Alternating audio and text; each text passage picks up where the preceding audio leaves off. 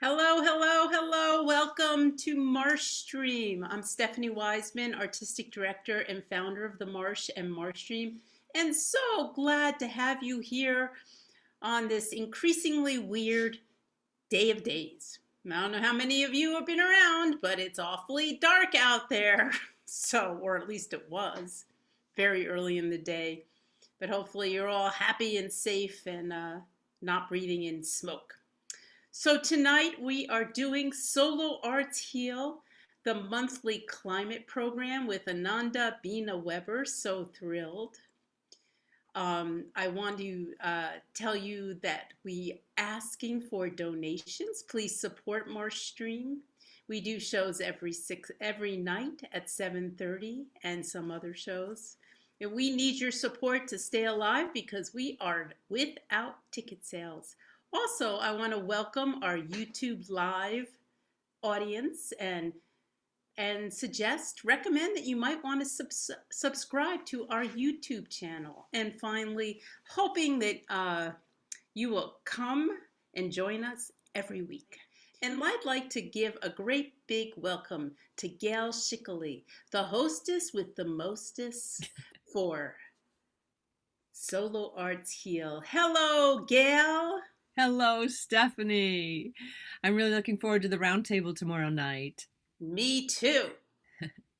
And thank you for your commitment in providing the Marsh breeding ground for solo performance that so wonderfully allows, encourages, and nurtures artists to develop their stories into outstanding shows at the Marsh. And I'd like to say good evening to everyone. It's a pleasure to have you with us in this diverse platform, Solo Arts Heal, a vision born from artists' inspiring true stories about overcoming adversity, surviving mental and physical challenges, and becoming their own health advocates. A theater of resilience.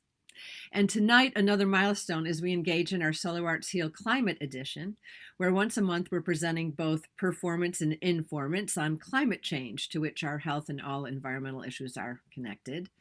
In tonight's episode, we offer yet another creative departure as we feature the creative talents of Ananda Bena-Weber, whose writing ranges from the hilarious to the poignant in a special 20-minute performance written especially for Solo Arts Heal Climate Edition.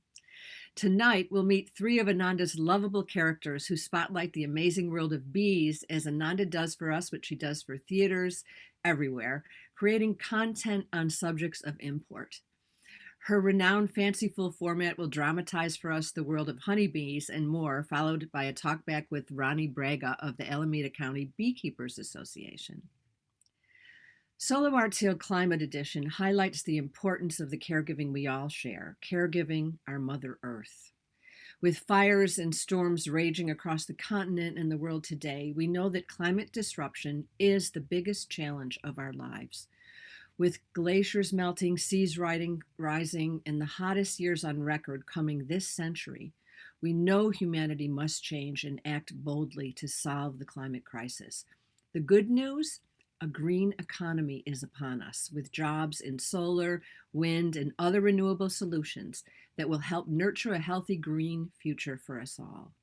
Along with the growing and productive youth movement, with leaders like Greta Thunberg and the Sunrise Movement, political leaders leading us to a safer, cleaner, green future with a Green New Deal in Washington, and countries from China to Chile working to cut emissions under the Paris Agreement, we're on a road to creating a safe, sustainable, and prosperous future, powered by clean energy, where we may imagine a future that embraces the healing of our planet and, by extension, the healing for ourselves.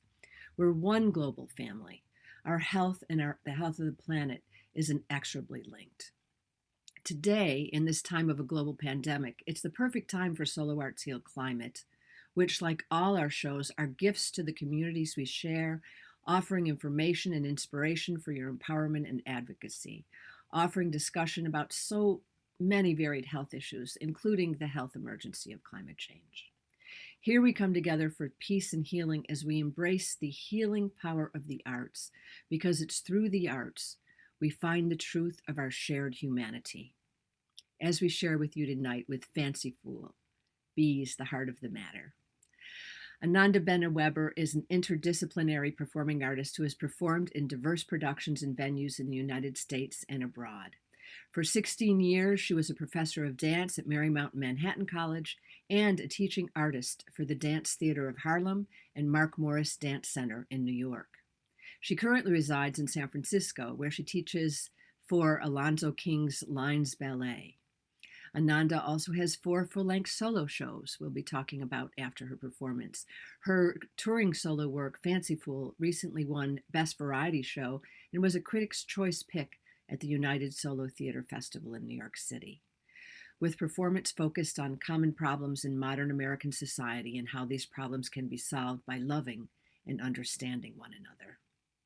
Ladies and gentlemen, please join me in welcoming Ananda Bena-Weber in Fanciful Bees, the Heart of the Matter.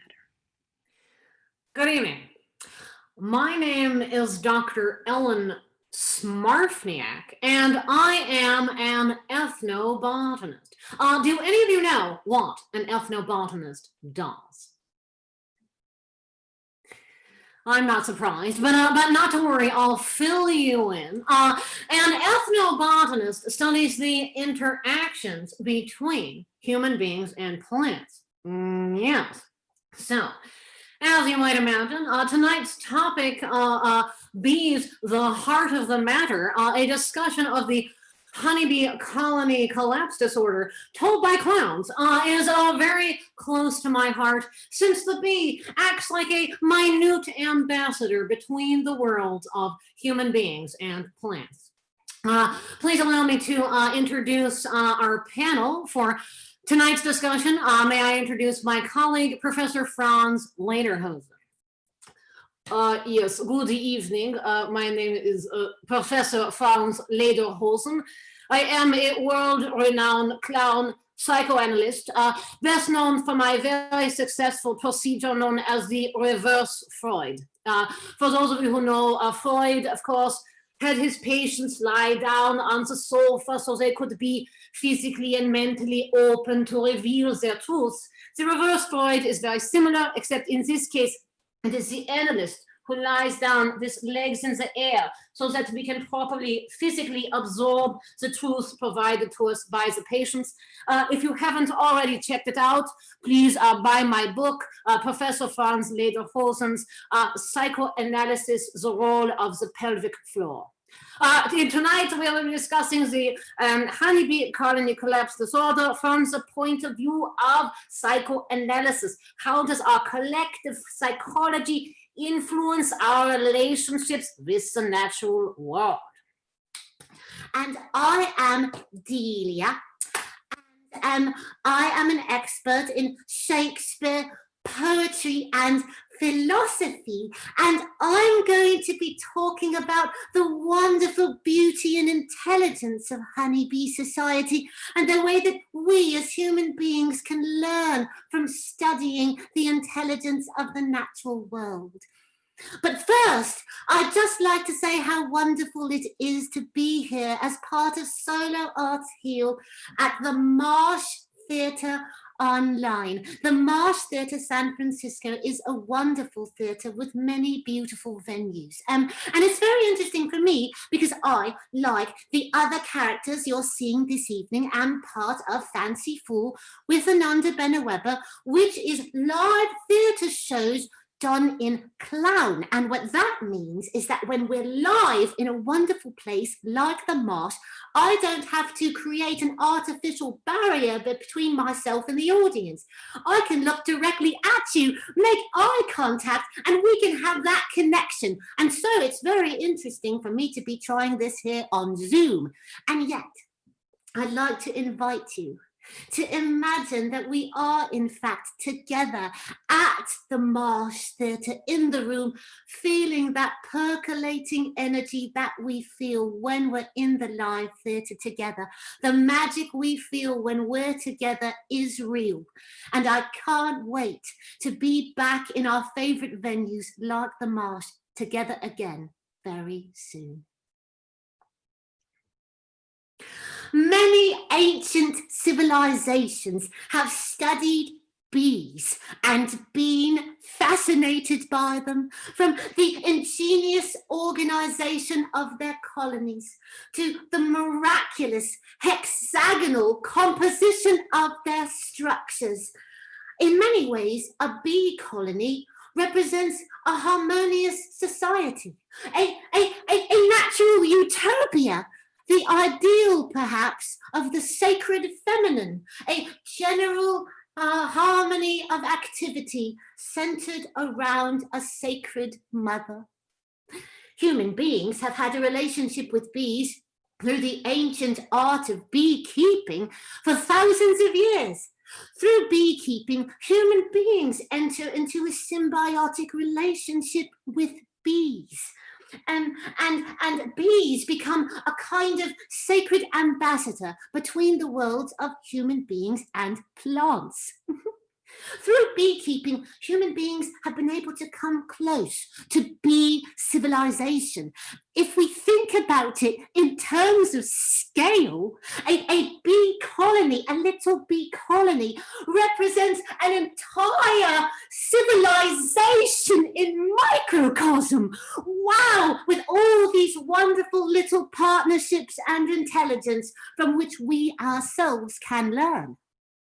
Maths tells us that the fact that bees create their hives out of hexagons is miraculous. A hexagon is an extremely strong structure, possessing this wonderful combination of circularity and angularity. Circularity, like a circle, having all sides equidistant from the center, makes it strong, and angularity allows it to share boundaries, which reduces the amount of materials necessary to build the hives. Oh my goodness, these little buggies are smart. In a honeybee civilization, everyone has their own job for the good of the whole. Whether you're a scout that goes out to find the nectar and then comes back and does an elaborate dance, to tell the other bees where the food is so that the other bees can go and get it, or whether you're a sexy male drone stud muffin just waiting around to mate with the queen, or whether you're one of many, many female worker bees. Everyone knows their role in honeybee society.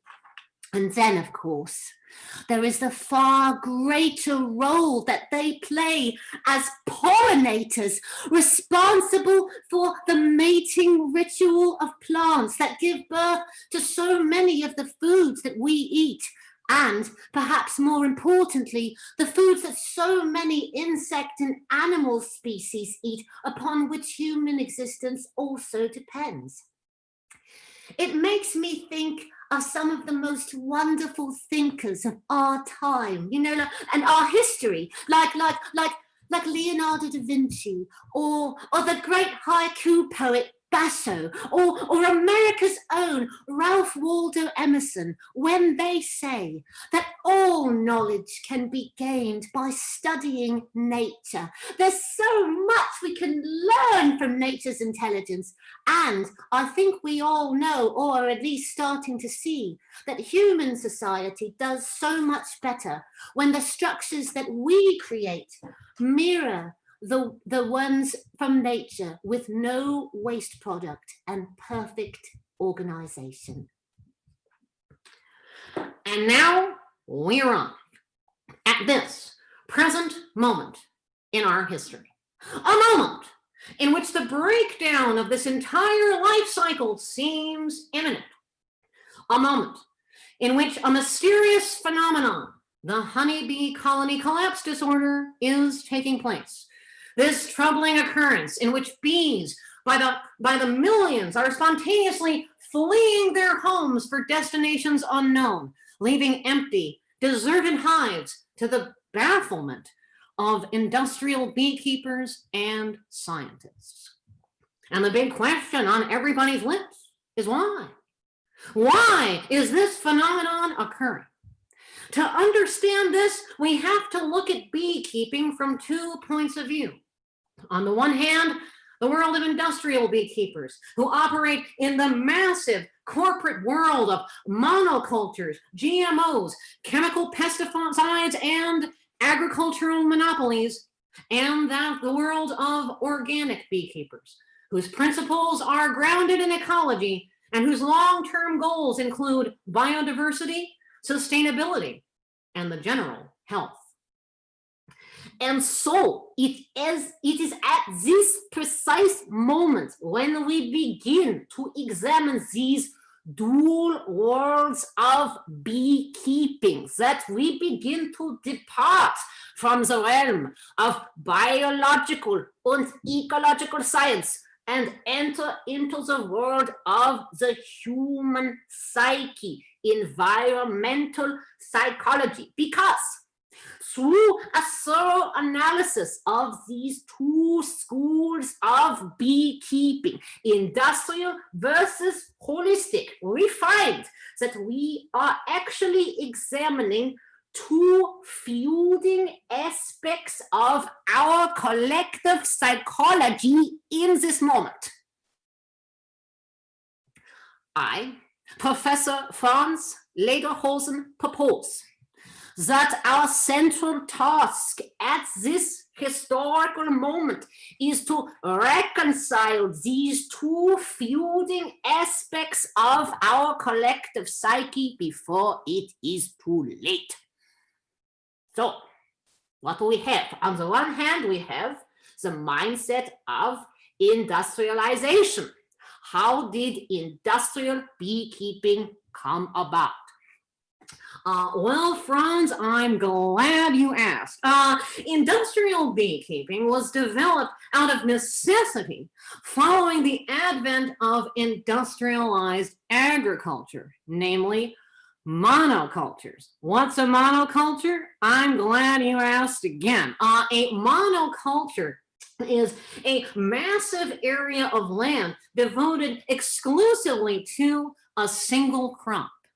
I suppose in the context of beekeeping, the most important example of this is the 1.5 million acre almond crop located in the Central Valley of California. So, okay, monocultures, a single crop. Let us analyze this. What do we have when we have a monocultural farm? We have a massive area of land completely cleared of all vegetation. The process begins with the purchase of several privately owned farms.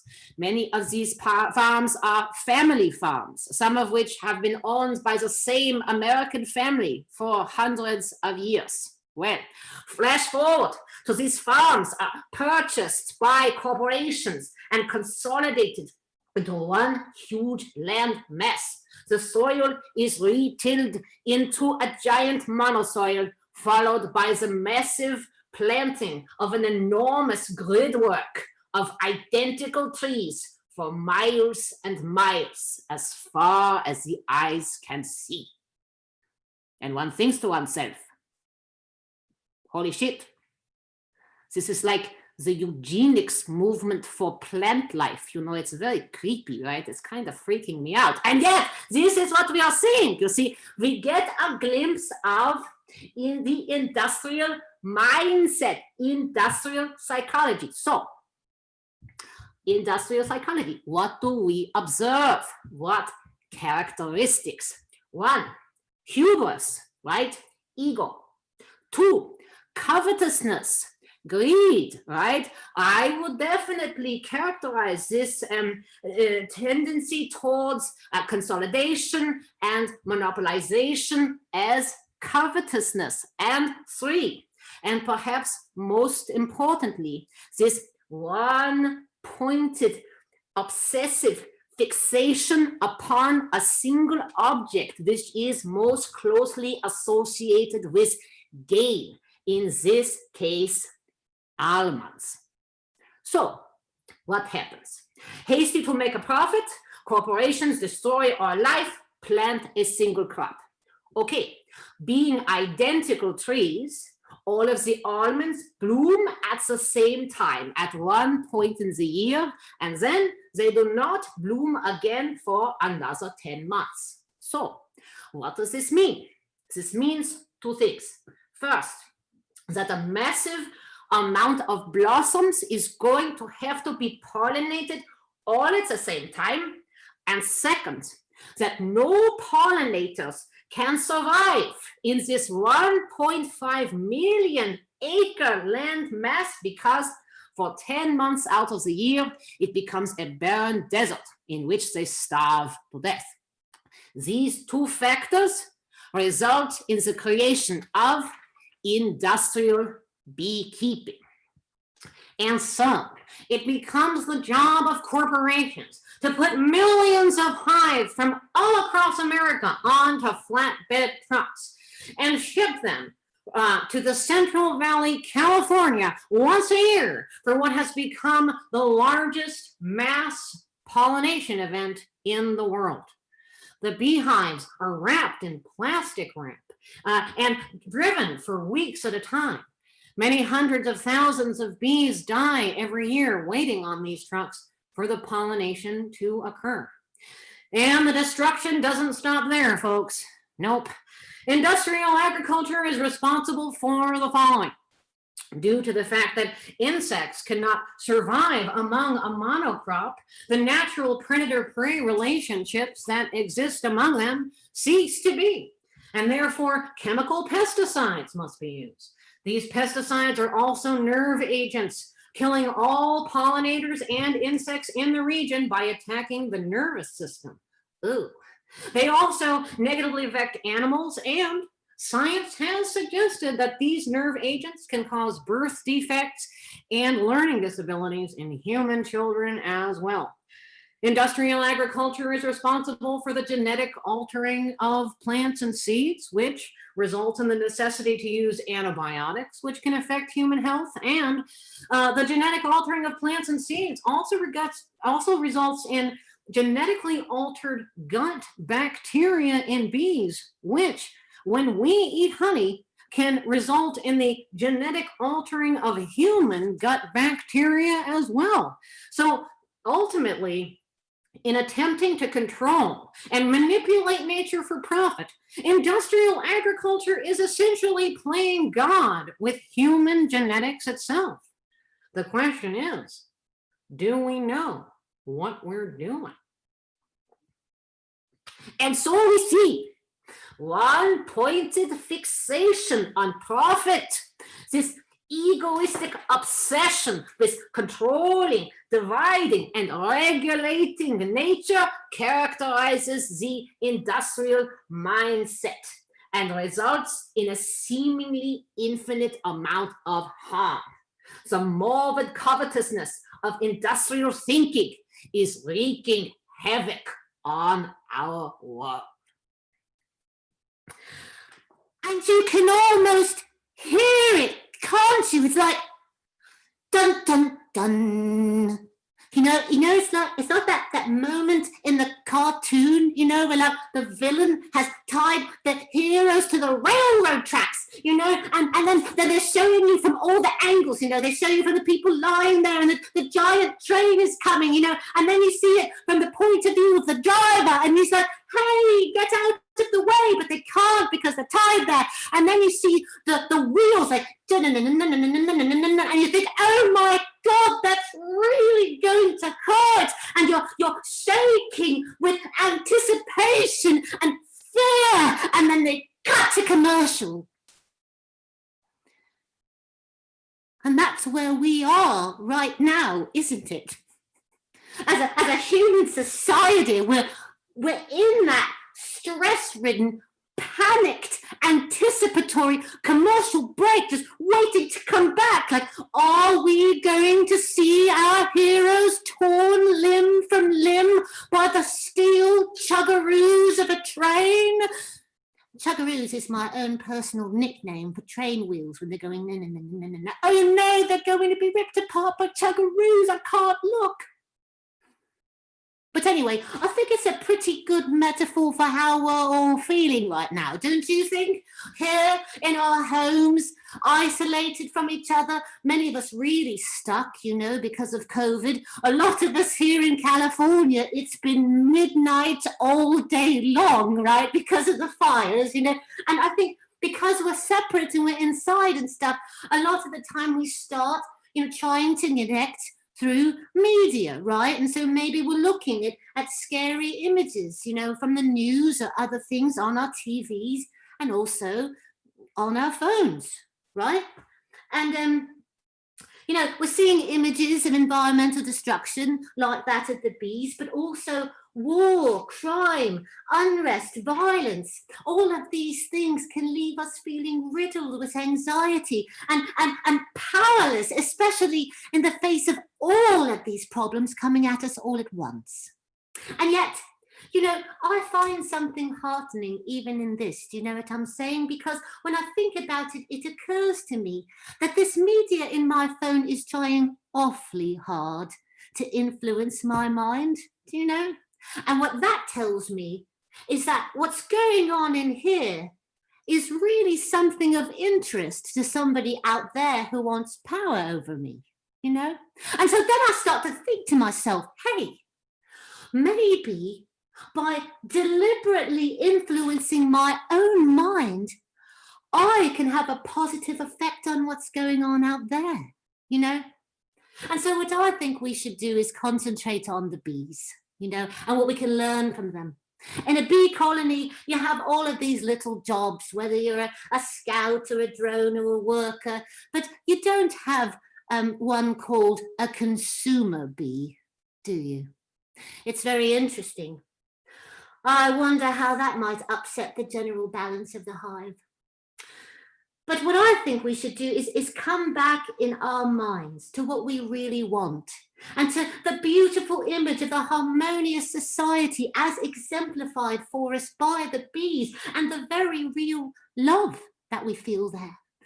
Because I can think of no more profound or eloquent description of love than the miraculous symbiosis, the natural thriving activity, infinitely sustainable with no waste product.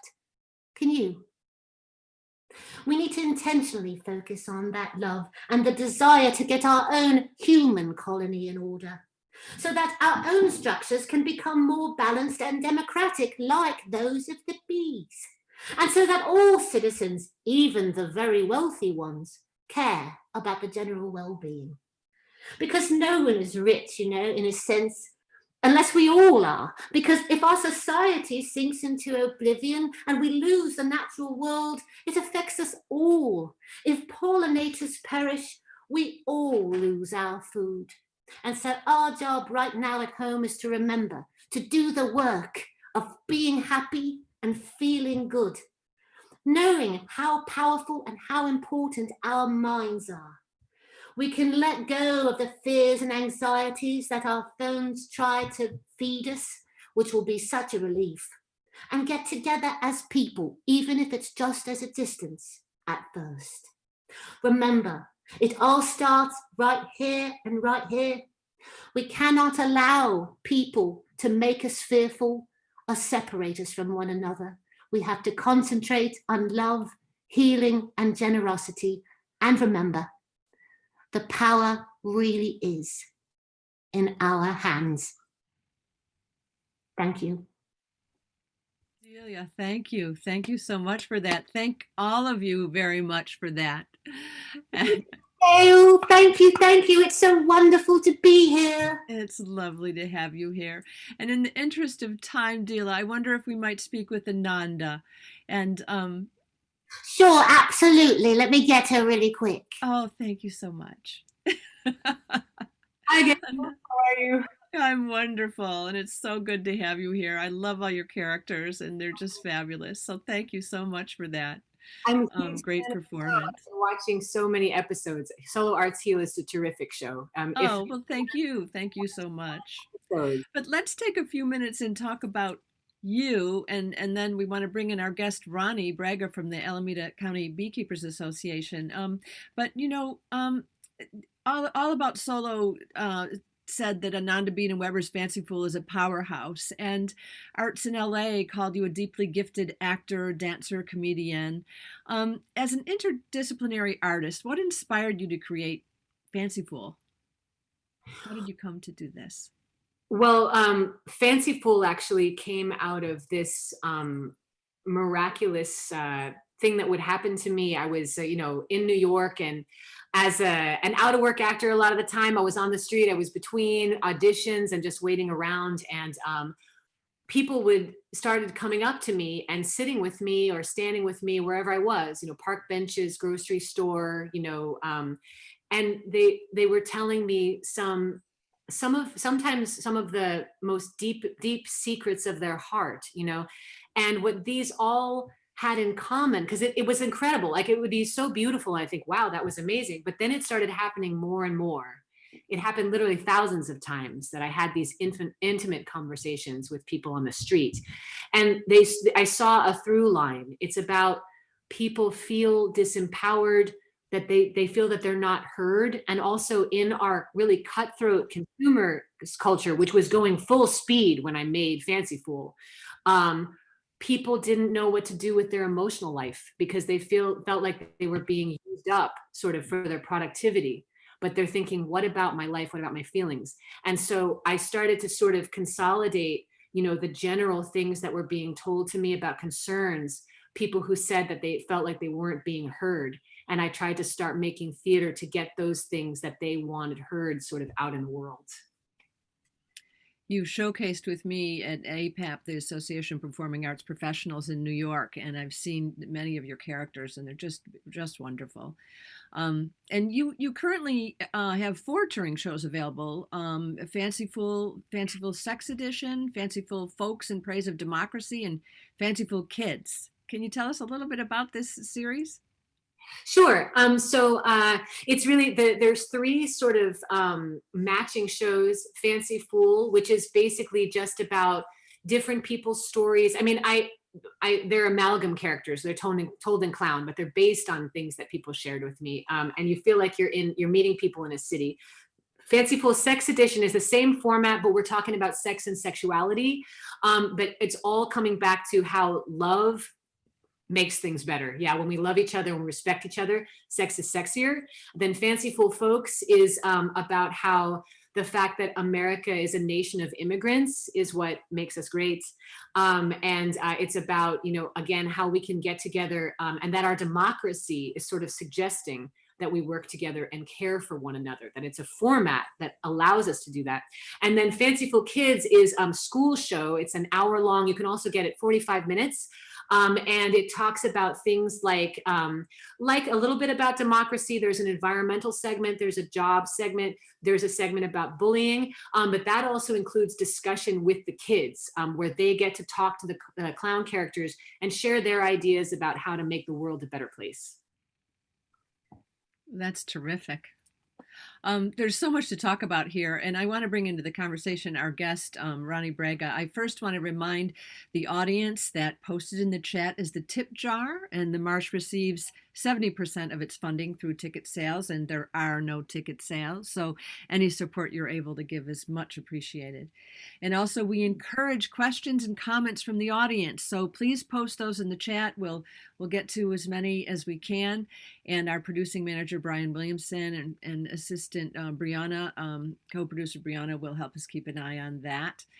Now, let's welcome into the conversation Ronnie Braga, who has been a beekeeper for 7 years in Oakland. She is past president of the Alameda County Beekeepers Association and a docent and beekeeper at the UC Botanical Garden in Berkeley.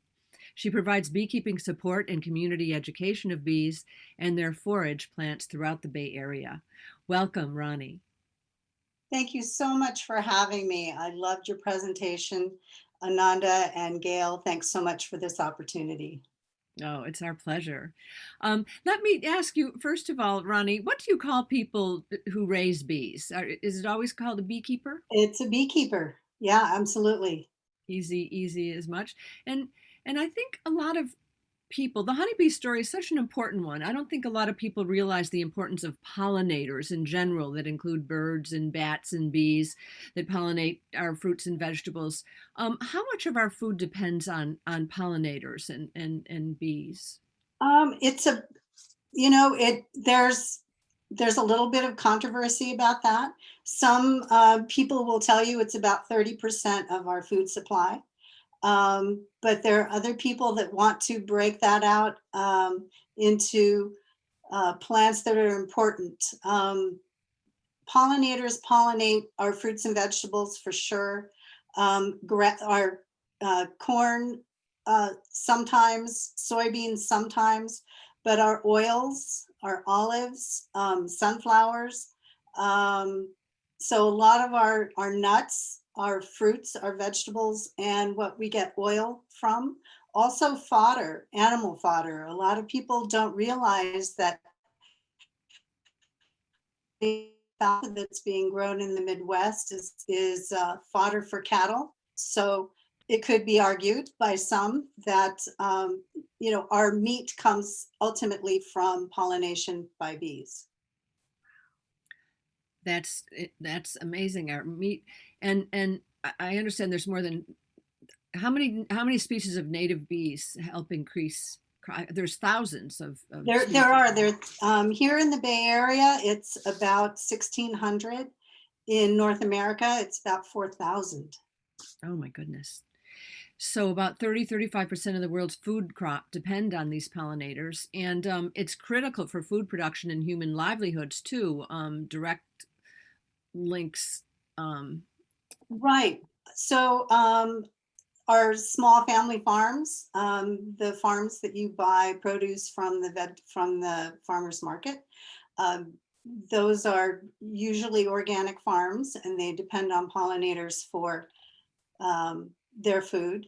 And also their beekeepers sort of have two business models. One is the pollination around the country. They do put the bees on trucks, and they move to California in February or before February. About Valentine's Day is the date that we think of for almond pollination. But then they have to go. They can go south to the citrus trees. They can go north to the blueberries, and up through Washington and Oregon. And then they spend their summers in the Midwest with the alfalfa and the honey plants. So many beekeepers, in fact, beekeepers started keeping bees because of the honey crop, and they could make their living selling honey, no more. And so that's why we have these enormous pollination events.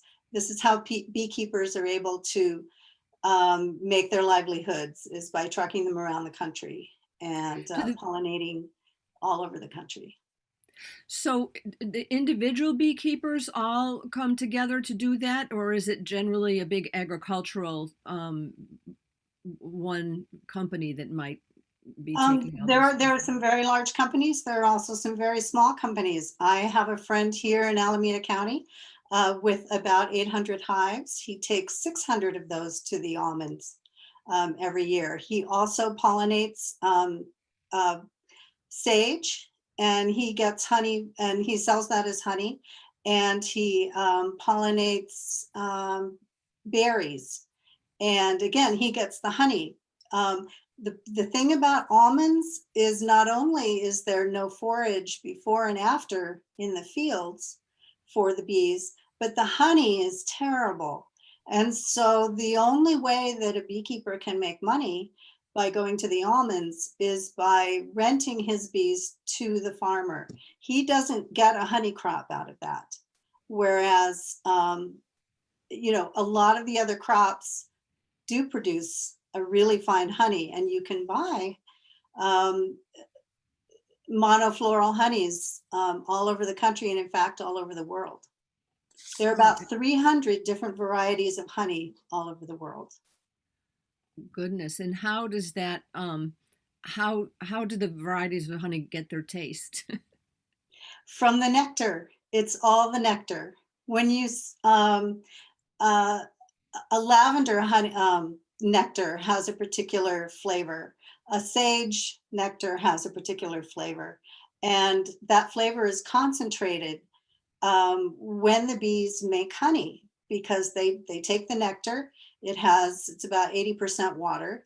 They dilute it down to about 17% water. So then you have that really sweet, viscous, lovely substance that we call honey, and that's concentrated nectar.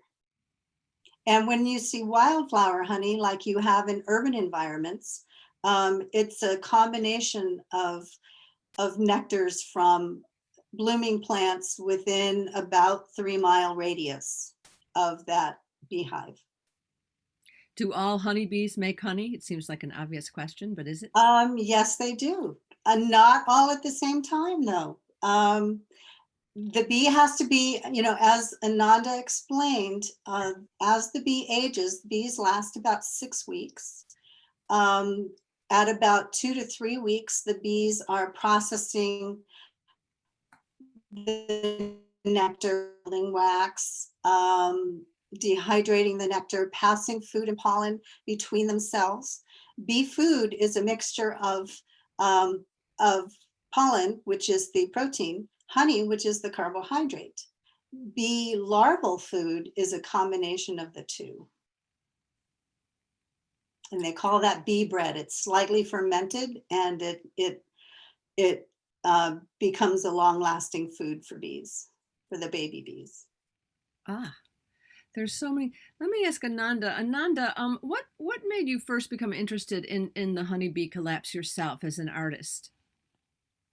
Well, yeah, there's a segment, we were talking about this when we decided to do this show. There's a segment in Fanciful, my original show, where Dr. Ellen Smarphniak talks about the bees. And I use them kind of as an illustration, though. There's a parallel between industrial agriculture and the manipulation of roses and other flowers that we buy in stores, and then how that also has a relationship with industrial beekeeping. And then I brought it to, because it's about love, so the red rose and the bees are all in like the birds and the bees love stories, and then I also talked about medications that we give to human beings, like an example that's from a true story of somebody who had sexual dysfunction due to depression. And instead of giving the person, talking to the person and finding out what they were feeling, the guy was given 2 drugs, an antidepressant, and then because that actually has a side effect of lack of sexual function, Viagra. So the thing is, they could cure the depression, but then that would give a new way of making him have a sexual dysfunction. And so it's just interesting because there's all these parallels of how when we try to come in with mechanism, usually it's for money, right? And manipulate natural processes out there in the natural world and also in the natural world in here, it causes mirroring problems and emotional problems and spiritual problems for us, and then also problems where we lose our food and we lose the earth. Mm-hmm. Now, you were going to make a film. Didn't you go to the Spikenard Farm Honeybee Sanctuary, and you were interested in learning from there and perhaps making a show or a film about this? Yes, I did go there, and I met Gunther Hawk at the Spikenard Honeybee Sanctuary in Virginia, and he is an extraordinary person. It's an incredible place. That's kind of a tragic story for me because what happened was the cameraman that I hired flipped some switch on his camera that turned off the audio recording. And so what we got was some beautiful visual footage and none of the content of the show. And so we weren't able to use it because I felt quite bad. Mr. Hawk made a special time for me, which he doesn't usually do. And we lost the footage. So hopefully someday I'll be able to go back there. Dr. Ellen Smarphniak, my character, was talking to him and they segment, like a little mini TV show. But unfortunately, it looks great. If you don't care that it has no content.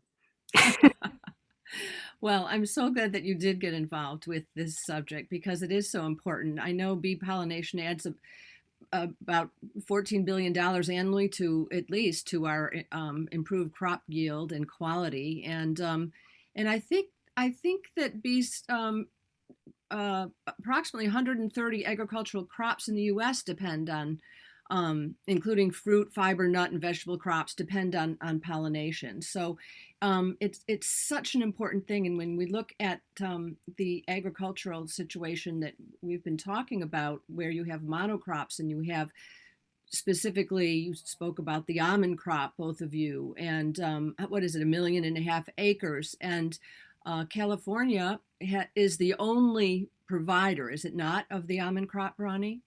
Yeah, it's about 90% of worldwide supply. Mm-hmm, mm-hmm. Yeah. And yeah, so that is been, so when you have millions of bees down there, and then Ananda alluded to or spoke about them being wrapped in plastic.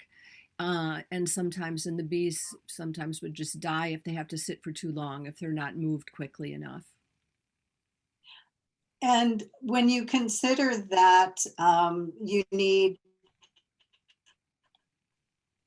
2 colonies per acre, that's 2 million colonies at least. And those are trucked into California during the winter time. So it's at a period of time when the bees would normally be hunkered down for the winter, but they have been stimulated to grow and then are trucked across the country during through the South, through Texas, Arizona, and New Mexico to stay warm. And they have to keep moving. If the truck stops, then the bees want to go out of the hive and start flying. So it's an awkward scenario. Yeah, They sure. are experimenting in Arizona with cold storage. So creating an environment that is very much like winter, but doing it in Arizona so that the bees then would travel a shorter distance to get to the almond groves. How many honeybees live in a hive? Typically, between 30, a healthy hive is between 30 and maybe 50,000 bees during the And late. how many do you have? I have 2 colonies. One is a very small colony. I catch my colonies by swarms. I catch swarms. I go out and find them. We also trade bees among club members. We have about 300 club members. Some of us are interested in when we have a good colony, which means a good healthy queen and that seems to be disease resistant, we can grow our colonies using the genetics of those bees. And so we try to do that as well. Wow. Every And county has a beekeeper. When you live in an urban environment, you really don't want to have huge colonies. It upsets the neighbors and they would tend to swarm. And in an urban environment, we don't encourage swarming, but we sort of know how to catch them if they do leave. How do you? Well, so usually in the spring, the bees decide that their hive is too small and they want to expand, and the queen will leave with half of the colony and go find another home. That could be the inside of a tree. It could be an abandoned beehive. It could be somebody's attic, which is suboptimal.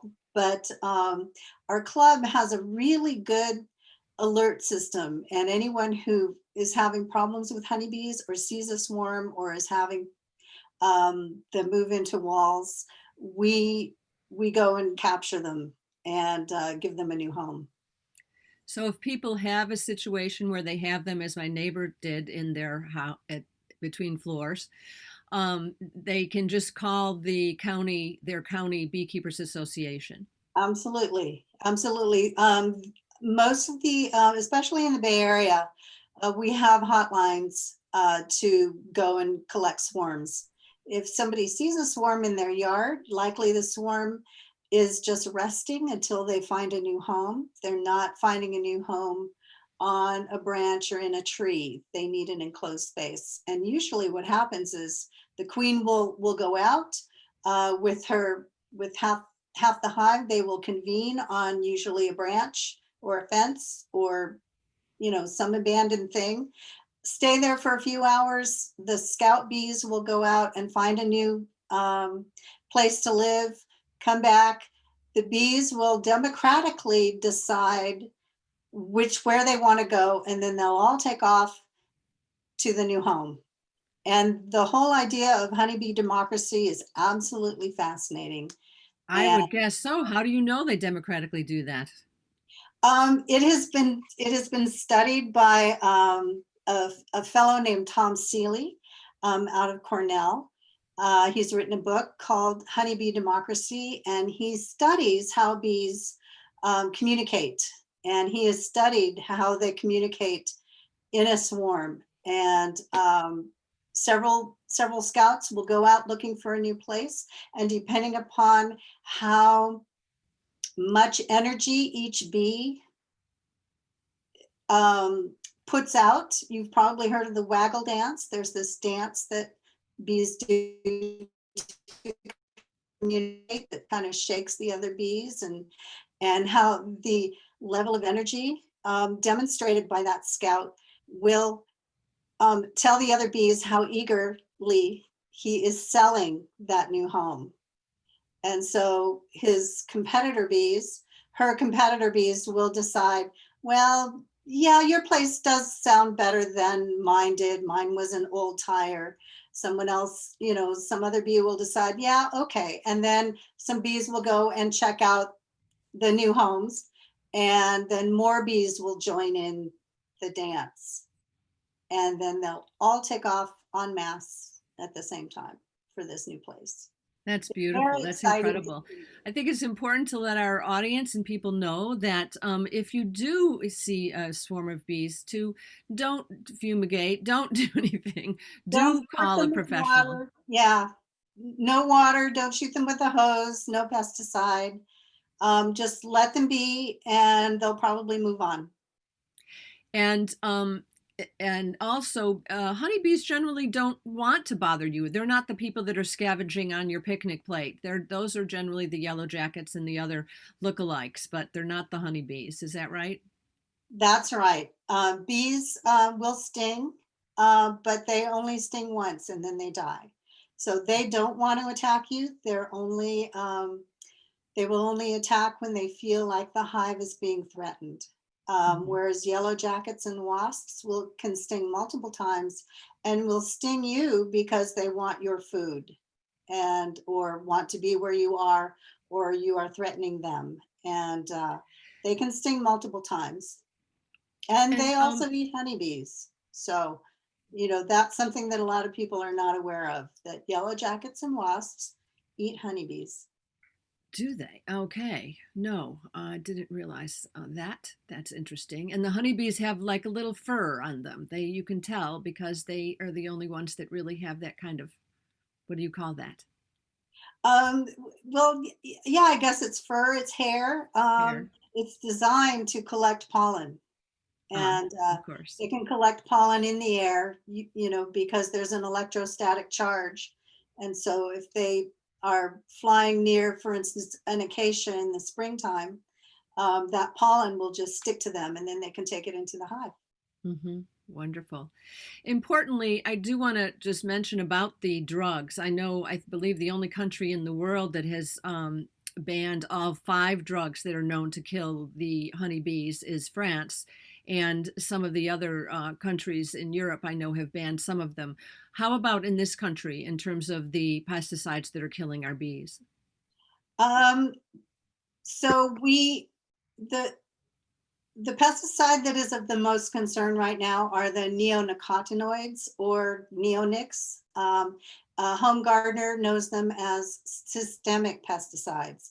If you go into your garden store and you see something by Ortho, for instance, and it says rose and flower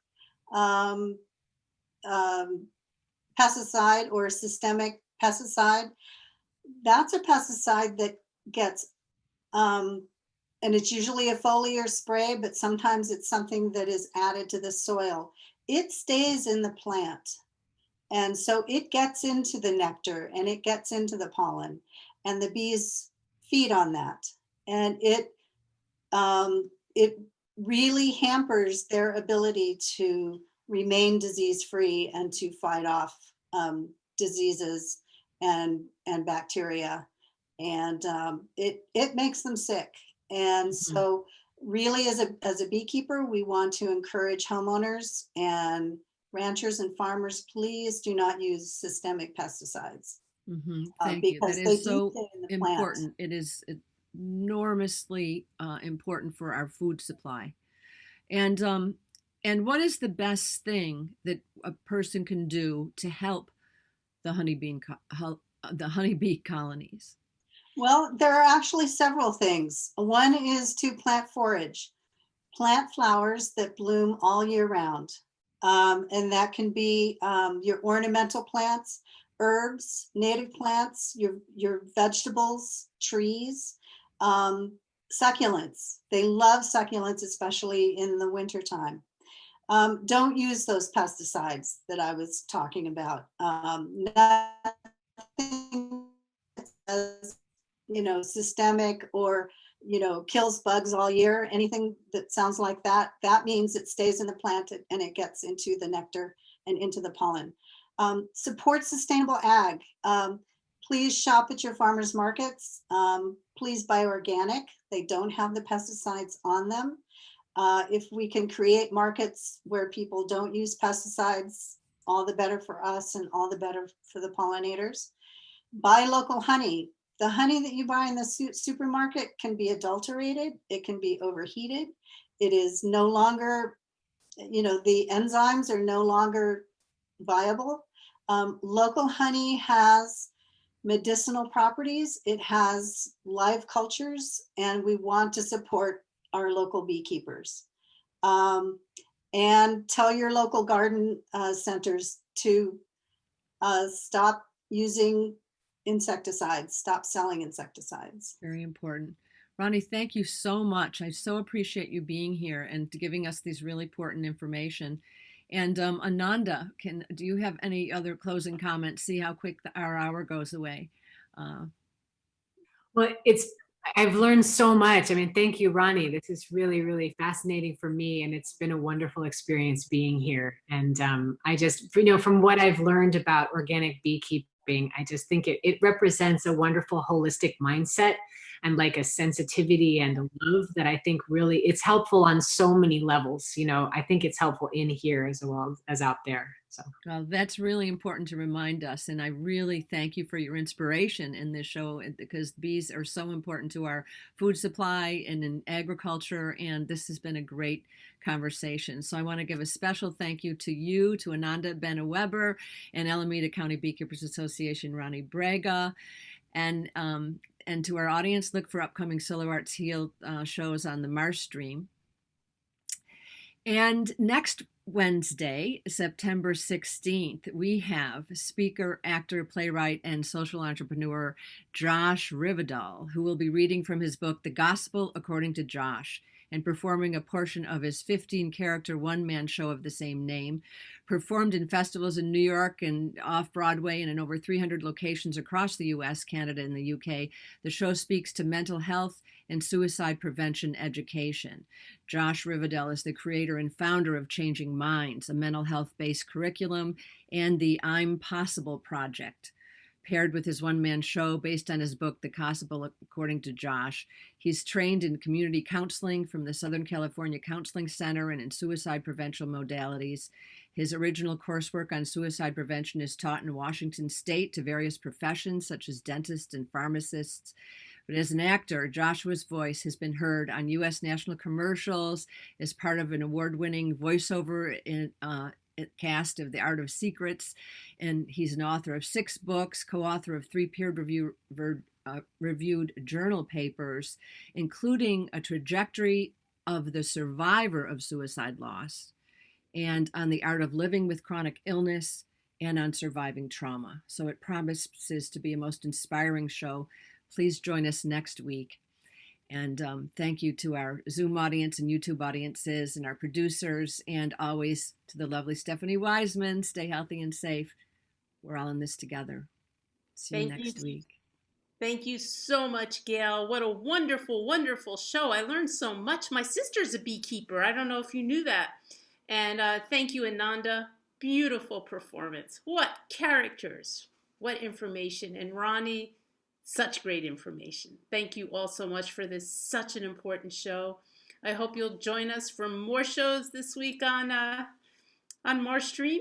In fact, tomorrow night we get to talk to Gail and Candace and Alexa on Stephanie's Marshstream, and we please come and see Jeff Whale, the famous Jeff Whale show. You know, he was started out developing one of the characters in The Lion King on Broadway, and he's amazing. He did a show at the Marsh called Geezer, and on Sunday we have Brian Copeland's The Waiting Period. So please come back and join us at Marshstream every night, and give us a tip on our tip jar.